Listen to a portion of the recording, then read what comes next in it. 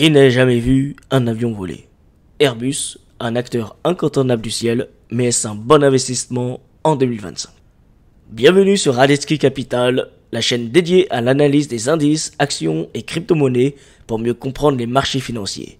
Je suis étudiant en école de commerce, passionné par la bourse et l'investissement. À travers mes vidéos, je partage avec toi mes recherches, mes analyses et ma vision des marchés. Petit disclaimer, je ne suis pas un professionnel de la finance et je me réserve le droit de me tromper. Mes analyses sont basées sur mes recherches personnelles et ne constituent pas un conseil en investissement. Si tu veux suivre l'actualité des marchés, affiner ta stratégie et apprendre avec moi, n'hésite pas à t'abonner et activer la cloche de notification. C'est parti pour l'analyse d'Airbus. Airbus est le numéro 1 européen et le numéro 2 mondial de l'industrie aéronautique, spatiale et de défense. La société se divise en 3 segments. 71,7% du chiffre d'affaires est dédié à la commercialisation des avions commerciaux. Airbus domine le marché avec ses modèles phares comme l'A320, l'A350 et l'A380, des avions qui équipent les plus grandes compagnies aériennes mondiales, Air France, Thai Airways, Qatar Airways, Singapore Airlines. Le secteur de la défense et aérospatiale représente 17,3% du chiffre d'affaires. Airbus conçoit des avions militaires, des satellites d'observation et de communication et est un acteur majeur des lanceurs orbitaux. 11% seulement du chiffre d'affaires représente la commercialisation des hélicoptères, à la fois civils et militaires, qui sont très présents dans les missions de sauvetage et de la défense. Airbus vend dans le monde entier. 40,2% de son marché est en Europe, 25,6% en Asie-Pacifique avec la montée en puissance des compagnies aériennes asiatiques qui boostent les ventes, 23,7% en Amérique du Nord avec une concurrence très forte avec Boeing. Mais Airbus gagne des parts de marché. On a vu récemment que Boeing fait face à des turbulences, sans vilain jeu de mots. 4,5% du chiffre d'affaires provient du Moyen-Orient grâce aux 3 grandes compagnies aériennes du Golfe, Emirates, Etihad Airways et Qatar Airways, qui ont connu une croissance rapide et sont devenus des concurrents majeurs pour les grandes compagnies aériennes américaines. Seulement 2,5% du chiffre d'affaires est réalisé en Amérique latine et 3,5% dans les autres pays. C'est des marchés émergents avec un potentiel de croissance. En 2025, Airbus prévoit un chiffre d'affaires de 75,59 milliards d'euros. Cela représente une croissance solide, soutenue par la reprise du trafic aérien et la hausse des commandes. Le résultat net attendu est de 5,28 milliards d'euros, avec une marge opérationnelle un petit peu moins de 10%, 9,5% précisément. Comparé à Boeing qui a encore des difficultés, Airbus affiche une meilleure gestion financière. Airbus affiche une trésorerie nette positive de 12,5 milliards d'euros. Contrairement à beaucoup d'industriels endettés, Airbus dispose d'une marge de manœuvre financière importante. Les dividendes prévus en 2025 est égal à 1,62% de rendement. Bien que modéré, ce dividende montre une volonté d'attirer les investisseurs long terme tout en finançant l'expansion du groupe. En 2026, on voit le dividende à la hausse avec un dividende estimé à 1,89%. Les principaux actionnaires, ce sont l'État français qui détient 10,83%, l'État allemand, l'État espagnol et le flottant, donc la masse des petits porteurs et des autres acteurs du marché représente 74,2%, avec comme dirigeant à sa tête Airbus est dirigé par Guillaume Faury, qui est le CEO d'Airbus depuis 2019. On peut noter tout de même que l'État européen garde une forte influence sur Airbus, ce qui peut être un atout en cas de crise, mais aussi un frein en cas de décision politique défavorable. Passons dès à présent à l'analyse fondamentale et du secteur. Croissance stable ou cyclique? L'industrie aéronautique est cyclique, période de croissance, forte demande en avion due au développement du tourisme et de la logistique aérienne. Mais cependant, n'oublions pas que la période de crise reste un choc comme le Covid-19 ralentissent les commandes et les livraisons. Aujourd'hui, Airbus bénéficie d'une reprise forte avec une explosion des commandes. On va parler des barrières à l'entrée. Eh bien oui, il y en a parce que tout le monde ne peut pas lancer sa compagnie aérienne du jour au lendemain. Car pour entreprendre un tel projet, il faut des capitaux. Pour construire un avion, ça coûte des milliards d'euros et prend des décennies d'expertise. Aussi, il y a des réglementations très strictes. Peu d'acteurs pour obtenir les certifications nécessaires. Aussi, la relation commerciale avec les compagnies aériennes de très longue durée. Et oui, évidemment, les contrats se signent des années à l'avance, assurant une visibilité financière. Les réglementations et les taxes, évidemment, Airbus est soumis à des normes environnementales strictes et surtout aujourd'hui avec des normes RSE, ce qui pourrait augmenter ses coûts à l'avenir. Les tensions commerciales avec la Chine, les États-Unis et aussi avec maintenant la Russie pourraient perturber les commandes. Et oui, vous connaissez tous Boeing, le célèbre concurrent d'Airbus depuis des siècles, alors peut-être pas des siècles, mais au moins des années, des dizaines d'années. La guerre du ciel continue. Airbus dépasse Boeing en livraison d'avions commerciaux. Mais Boeing reste leader sur le segment militaire, mais Airbus progresse avec ses satellites et avions de défense. On va tout de suite passer maintenant à l'analyse en direct de l'action Airbus sur les graphiques TradingView. Et on se retrouve pour la conclusion après. Allez, let's go, on commence l'analyse d'Airbus sur le graphique de TradingView. J'ai noté quelques petits dessins, on va dire, quelques zones qui seront intéressantes à regarder. En premier temps, je vais regarder le prix. On est à 167,80 au jour où on cote. Nous sommes le 10 mars 2025 et on cote 167,88 maintenant. Allez, d'abord je vais regarder la tendance.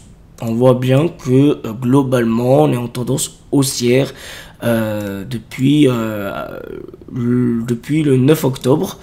Parce que regardez, là on n'avait pas les points en bas, ces points en bas le plus récent, enfin le point en bas le plus significatif et récent.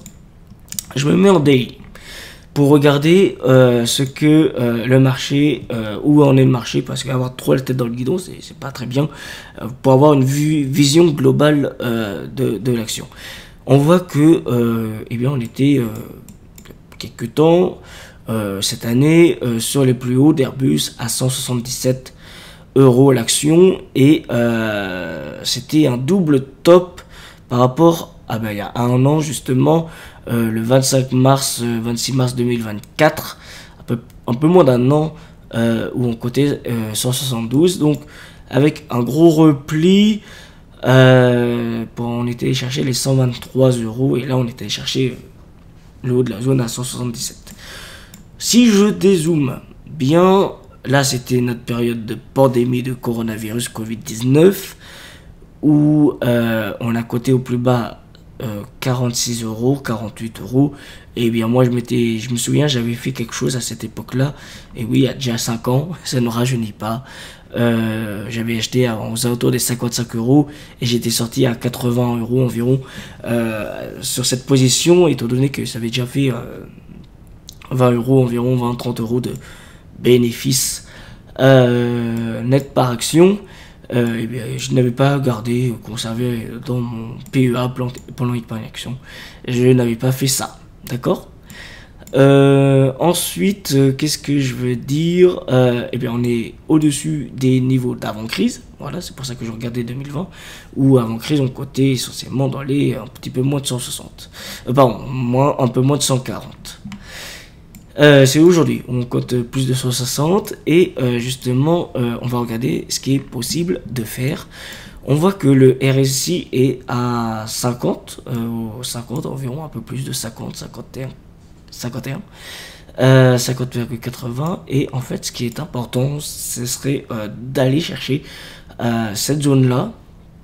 Alors pourquoi? Parce qu'on voit bien qu'il y a eu un écart de prix, un gros gap aussi, où on voit que en fait on pourrait aller le combler et en le comblant on pourrait avoir une stagnation de prix dans cette zone là et être acheteur. Alors si ça fait ça, ça voudrait dire que, regardez, je mets un petit indicateur pour aller chercher à nouveau le haut de la zone, ça nous ferait quand même un ratio de 3,70 si on devenait acheteur aux alentours des 166 €. Alors oui, certes, on cote 167,80, mais 1 euro est important, surtout pour une stratégie. Et il y avait le second scénario qui est tout aussi intéressant, avec un ratio de 3. Alors dans la zone 2, en fait, si vous voulez, c'est quoi? C'est on serait acheteur ici dans cette zone là, parce que on est allé, ça c'est notre dernière zone. Regardez, je vais mettre un petit cercle, parce que là c'est vraiment notre zone significative, où ça pourrait faire un double appui si on devenait acheteur dans cette zone, d'accord? Avec un stop ici, avec un stop loss ici. Alors je vais le mettre en rouge et je vais écrire stop loss. C'est-à-dire que lorsque vous rentrez en position, vous mettez un stop loss automatiquement à 158 euros. Ça veut dire que si le marché fait contraire de ce qu'on pense, c'est-à-dire qu'il ne remonterait pas avec un signal achat qui est le RSI, je m'explique. Première étape. Imaginons que le marché revienne aux alentours des 160. On aurait un RSI aux alentours de 25-30 et avec un signal d'achat aux alentours des 50. Ça veut dire que le marché nous montre que c'est bon. Il y a les acheteurs, ceux qui sont haussiers, ont gagné la partie et on viserait donc le haut de la zone des 65-75 en termes de RSI, ce qui nous ferait aux alentours, avec accompagné de la résistance, aux alentours des 166 euros. Donc faire 6 euros de plus-value par action sur ce trade là. Vous pouvez y aller aussi en RSRD. Ensuite, on mettrait un stop à 158 pour limiter le risque, donc la perte potentielle. C'est-à-dire que si le marché se dit, eh bien non, moi j'en ai que faire de ce niveau des 160, je vais aller chercher 155, eh bien vous serez automatiquement exécuté à perte, donc environ à 2 euros de perte par action, et ça va vous limiter la perte. Voilà un petit peu le contexte global d'Airbus. Voilà pour cette analyse d'Airbus, et je vous propose qu'on retourne tout de suite sur la vidéo. En conclusion, Airbus, est-ce un bon investissement? Eh bien, on a vu les forces. C'est le leader aéronautique avec des carnets de commandes pleins, une trésorerie solide, mais les risques, eh bien, on l'a vu lorsqu'il y avait le Covid-19, la dépendance au trafic aérien, les réglementations strictes et la nouvelle tendance à limiter son impact carbone, donc prendre moins l'avion, rentre dans les mœurs, et donc ça pourrait être un frein, notamment sur les compagnies aériennes en premier temps, puis pourrait avoir un impact dans l'avenir sur l'entreprise Airbus.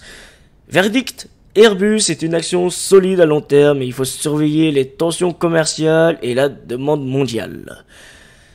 Et voilà pour cette analyse. J'espère que cette vidéo t'a aidé à mieux comprendre les marchés et à affiner ta stratégie. Dis-moi en commentaire ce que tu penses de cette action et si tu envisages d'investir. Ton avis est très important. Retrouve-moi sur Instagram et TikTok. N'oublie pas de liker, de t'abonner, d'activer la cloche pour ne rien manquer. Prends soin de toi, préserve ton capital. Bonne séance. À très vite sur Radetzky Capital pour une nouvelle vidéo.